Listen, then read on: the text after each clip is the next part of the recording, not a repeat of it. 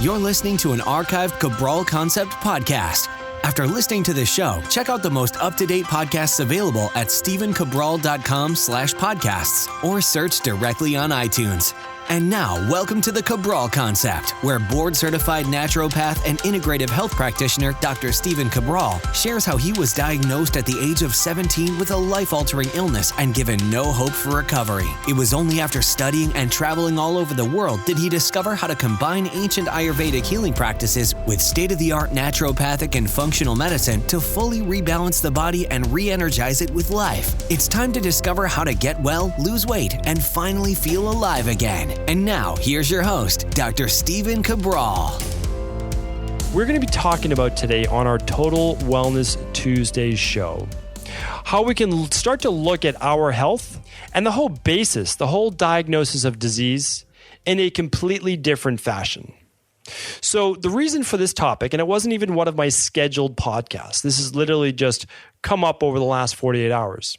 I was having a conversation with a family member, and this was the issue. This family member is always looking for a diagnosis of some disease. Because right now, on all of their blood work, there's nothing wrong. Technically, there's nothing wrong with this person. But since they feel sick, they feel tired, their immune system isn't functioning very well. Their body's in pain. It's inflamed. They want to be told they have a disease. They desperately want, on a piece of paper, to validate how sick they feel, how poor they feel, right? Their brain and their body is depleted. It's inflamed. It's exhausted. And what they want is to finally say, you see, I have this disease. But I have to ask you, when you're given that diagnosis, what then? Ask yourself, what then? So, you got diagnosed with that autoimmune disease.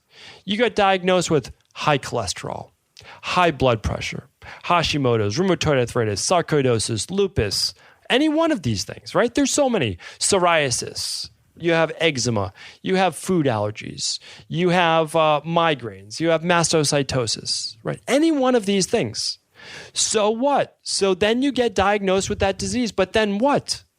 You get medicated, right? Okay, so this family member, what happens when they get diagnosed with the disease? The only thing their PCP is going to do is say, well, typically for this disease, we give you this medication. So then what? You take that medication for the rest of your life? That's the confusing part. That's what I come up against. I don't get that. Okay, so let's just say you're 30, 40, 50, 60 years old. And you have another 30, 40, 50, 60 years to live. What then? Do you take that medication for the rest of your life? Is that the cure that we're looking for? Because I'm pretty sure that's not going to lead to ending of symptoms or suffering. Because what happens is once you put that one pharmaceutical in your mouth, nothing else about your life changes. You didn't change lifestyle. You didn't change sleep. You didn't change rest. You didn't change the foods you're putting in. You didn't change exercise. You didn't change your response to stress. You didn't change any of these things because you think that this pill now, which is given for this disease, will make you better somehow. But that's never the case. People who take blood pressure medication are more prone to cardiovascular-based issues. They're more prone to getting type 2 diabetes. They're more prone to neuropathy-based issues. They're more prone to migraines and depression. People take statin, they still die from heart disease. They just don't die from a heart attack from high cholesterol. But their heart still gets weaker, even if you're giving coenzyme Q10 or not. It still leads to pain. It still leads to cramping. It still leads to all of these other things. When you have an autoimmune disease, what happens? Well, eventually it gets so bad because it hasn't been looked at from a natural perspective. You get put on some type of biological-based drug. And by biological, that's a nice way of saying it's an immunosuppressant that shuts down your immune system. So yes, you don't die from the crippling rheumatoid arthritis, but instead you can die from pneumonia. So what we're looking at right now are a lot of people out there who say, please find out what is wrong with me. And they're saying that to their doctors, and their doctors are trying desperately and running some of the most obscure blood work that I've ever seen. I mean, honestly, some of the new lab tests that are run are completely unnecessary and obscure and are being run with no real research behind them. Meaning that if it's a positive or negative, and I'm not going to give specifics right now because I don't want you to think like just because you don't have this doesn't mean that this doesn't apply. And this goes specifically for this family member that I'm talking about as well. Is just because you find it doesn't mean that it even correlates with anything that they could treat for. So right now we're honestly just making up certain types of interleukins. And again, they're not made up inside of our body. But then what? When you find that, so what? It's because no individual biomarker works in isolation. For example, a lot of people are walking around right now with high cholesterol. High cholesterol can be a genetic predisposition, but that doesn't mean you're ever supposed to have high cholesterol. High cholesterol is not a disease. High cholesterol, and this goes for any disease in general, meaning like if you put a name on something, automatically it's just a cop-out. And now I'm saying that because I was this person, like without a doubt. All I asked for was the name of a disease for 5 years, trying to figure out what I had, right? And then eventually they would just come out with certain names for me. Like, I'm not going to go into every single thing that I had right now, but here's the thing. None of these things matter. All these diseases are names for certain groups of symptoms. High cholesterol. Okay, so our body is putting out or not metabolizing cholesterol as well. Well, why would that be? Why is that a possibility if we look at this from an actual pathological level? Meaning like, what is this pathology of disease? Okay, well, we know inside the human body right now, the liver produces 80% of all of our cholesterol. So, yes, food does matter because there's a certain ApoE blood type with a number 4 allele, and you can have a double copy, you can have a single copy of this. And those people which do make up 26% of the population, when they do something like a keto-based diet or a high-fat diet, their cholesterol and their LDL cholesterol, the bad cholesterol, the oxidized cholesterol, can go through the roof. Okay? So that's why there is no all for one. So high cholesterol for those people can actually come from their diet. All right? Other people, high cholesterol can come from inflammation. Now, that can be food-based, that's for sure, no doubt about it. It can even be from training too hard. It can be from levels of stress, because cholesterol is a precursor to cortisol, to testosterone, to estrogen, DHEA, pregnenolone, progesterone. It's a precursor to those. We make our hormones with cholesterol. One more reason why, if we're asking our body to produce more cortisol, our cholesterol levels can go up. And with inflammation, well, what if we are getting nicks, inflammation, cuts, blowouts, tears, in our own endothelial tissue? That's the arteries. Well, your body, in its wisdom, innate wisdom, will produce more cholesterol. And that cholesterol will act as this masonry gel to help patch up some of those inflammatory-based damage inside the arteries. And again, this is all scientifically proven. This is all clinically based. So now when we're starting, and there's more reasons for high cholesterol. So there's weak bilipid membranes. The lipids of the cells can have not enough sterols. They can be breaking down. They can become more catabolic. Your body can produce more cholesterol, which are more of the harder fats, which create those sterols that work with the softer fats in the bilipid membrane, bilipid just meaning two fats, soft and the harder, to create a perfect osmosis then for that cell so that it's not too flimsy. So what I'm showing you right now is how every disease works. Every disease. Meaning that there is no such thing as this disease of high cholesterol. There is no this cop-out of, oh, well, it's my genetics. And the reason I'm saying it's a cop-out is because I don't want you to let anyone, and this includes your PCP, MD, tell you, well, it's just genetic, you're probably going to have to take a statin. I don't want them to tell you that about blood pressure, about your thyroid, about your adrenals, about your immune system, about anything. Because what happens is then you give over your control to that doctor. Never give over your control to anyone else except for yourself. You're the one who has to live in this body. It's your job to take control of your health. I know it's not always easy. Remember, as an 18-year-old kid, my cholesterol was well above 200. My LDL was above 130, and I had an HDL of 39. I mean, that's not good cholesterol. That's terrible for an 18-year-old. Absolutely terrible. And my doctor said, well, we don't know why this is, but you're only 18, so we don't need to put you on a statin right now. But that was my future. And I was eating clean. Don't get me wrong. Back then, still, I was trying to eat pretty clean, but not well for my body. And certainly had a lot more stress and a lot more inflammation. And I was eating foods that also weren't compatible with me. So what I did was go about fixing those underlying root causes. Now my cholesterol is perfectly balanced, and I have genetically low HDL, but not anymore. So yes, genetic predisposition, because my grandparents and my father have low HDL. But I did things to raise my HDL, which is now in the 60s, which is perfect. So is everything always straightforward? No. But what I'm trying to say is this. If you're chasing diagnosis, if you are aligning with the disease, you have not yet taken that first step. And that's what this is all about. This is me with a little bit of tough love of saying that you don't have a disease. Unless you were born with a congenital-based issue, whatever you've been given right now, that name of that dis-ease, dis-ease, not disease, dis-ease, meaning like there is an imbalance in the body. There is a dis-ease of the body. There's no high blood pressure. There's no high cholesterol. There's no autoimmune. Yes, those things do exist in your body. You feel them. There is high blood pressure. Don't ignore it. But it's not a disease that you have to live with. It is a collection of symptoms.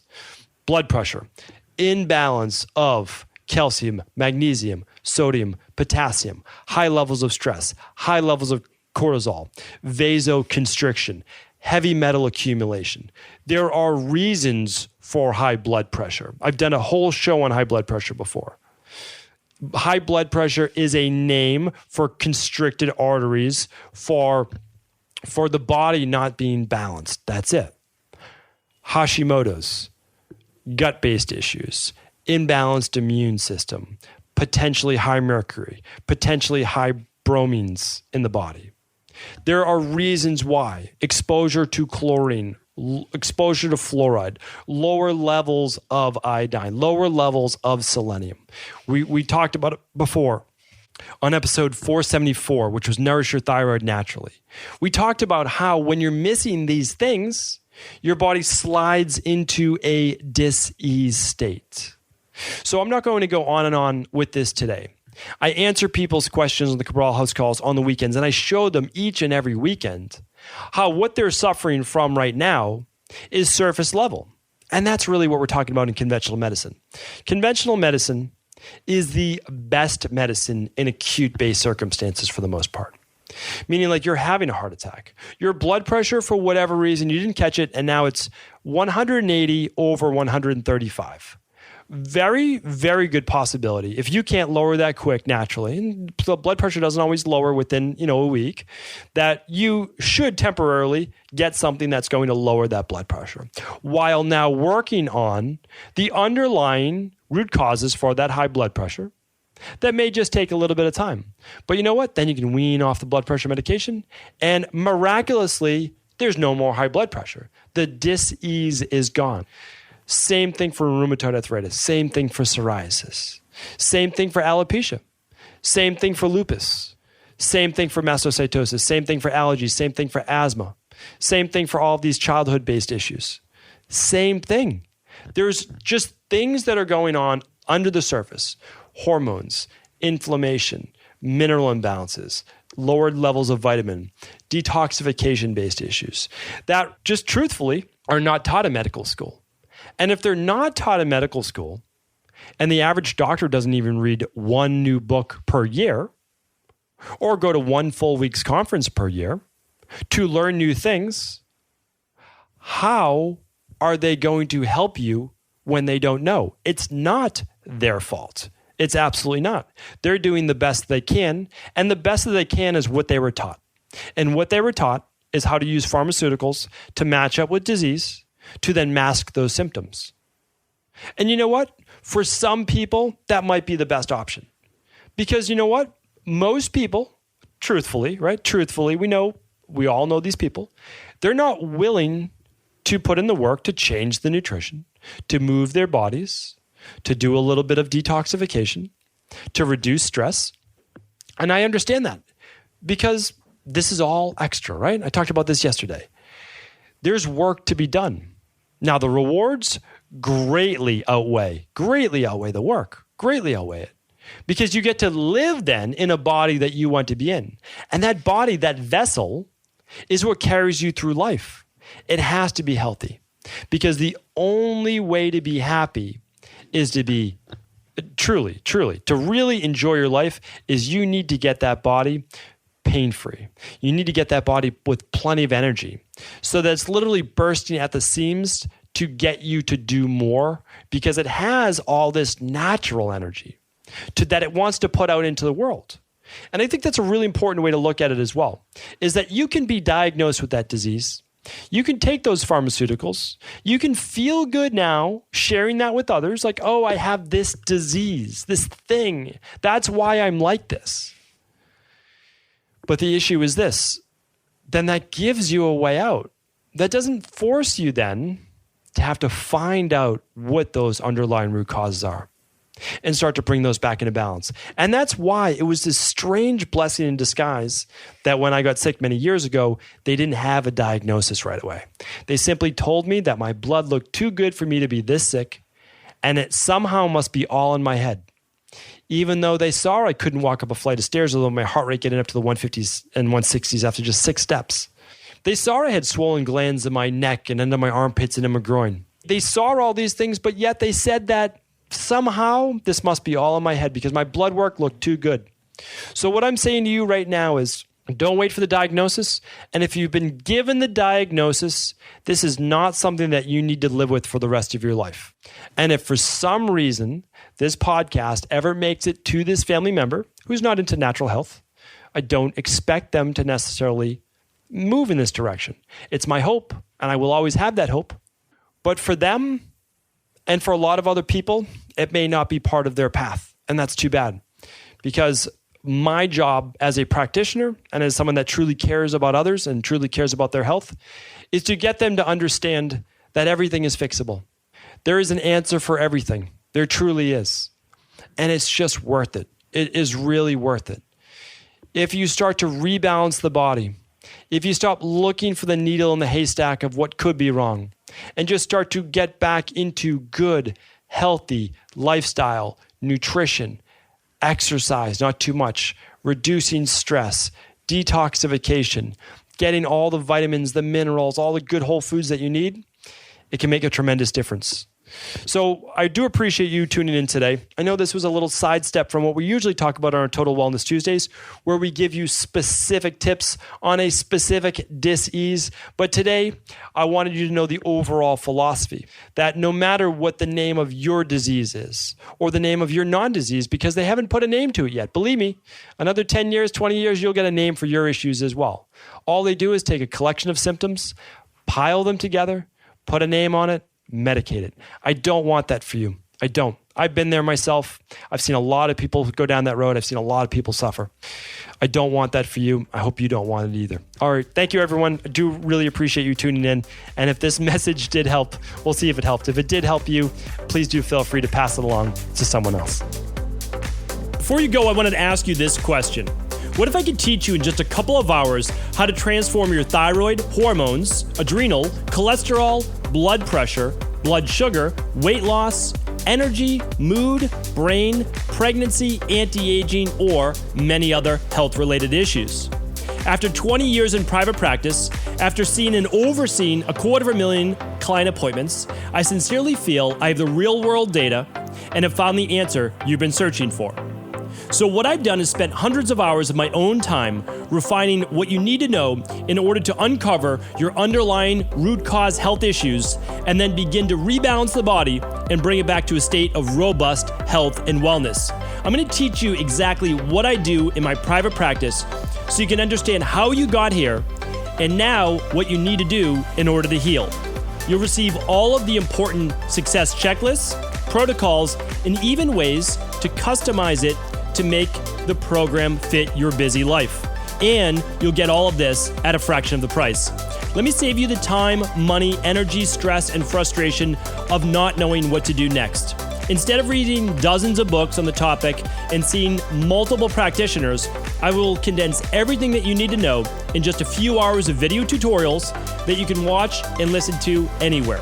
Together, we will make this healing process an enjoyable one that you can take with you for the rest of your life.